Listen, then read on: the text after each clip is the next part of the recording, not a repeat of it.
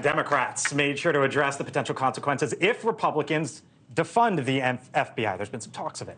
Here's what Director Wray had to say about that.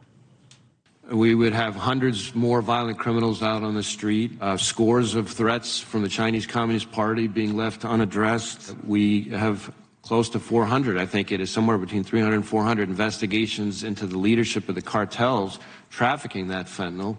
So you would have a significantly greater threat from the southwest border from the cartels. Max, former congressman, Sure. When you hear Republicans sort of floating or talking about this idea, and then you hear the FBI director sort of lay out what the consequences might be, what do you make of it? Democrats are salivating at the opportunity to be pro-law enforcement and to argue against the Republicans to say that we should actually fund law enforcement more. This is political lunacy on the part of the Republican Party, and it's driven by a base that is motivated by extremism at that point, and that's dangerous for any political party. There's actually been a consistent thread from 18 to 20 to 22, which is that when you focus on bread and butter issues that people are actually talking about around the kitchen table, you will win elections. Now, here's what I will say, though, because I know you're getting ready. No, I'm actually going to agree with you here. Do you agree with lunacy when he says that this is... Yes, because we said they were lunatics when they wanted to defund the police, and now we're doing the exact same thing. So I think Max is correct. Now, How we fell into that trap. Here's what I will say where I think you might disagree with me, which should be fun. You know,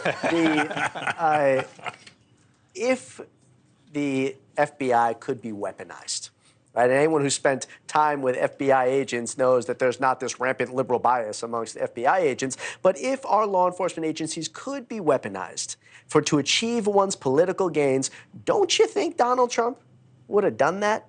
See, is then the argument that Donald Trump would have, but he was just too incompetent to achieve it? No. It is utterly nonsensical to think that this would even be possible. In fact, it is the greatest strength of the United States of America, the independence and devotion to patriotism and the nation at large that our civil institutions have. To quibble, I will only say the experiences of the 1960s and 1970s say that there has been deep politicization and deep corruption inside the law enforcement apparatus of the federal government.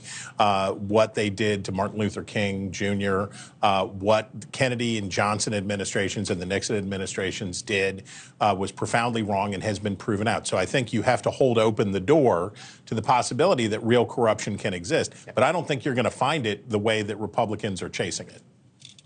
All right. Well, it came from the top, though. He just said it. So, you know, if the argument is that something could be weaponized if merely a political leader wanted to, one would argue Donald Trump would have done it in a second. A right-wing leader can't weaponize a left-leaning organization. A left-leaning leader could. The FBI is a left-leaning organization. Let's go out and spend some time at an FBI field office, and you tell me that those are left-leaning guys. Coming up, the aftermath in East Palestine. Thanks for watching. Go to newsnationnow.com to find News Nation on your television provider. And don't forget to subscribe. Click the red button to get more of News Nation's fact-driven, unbiased coverage.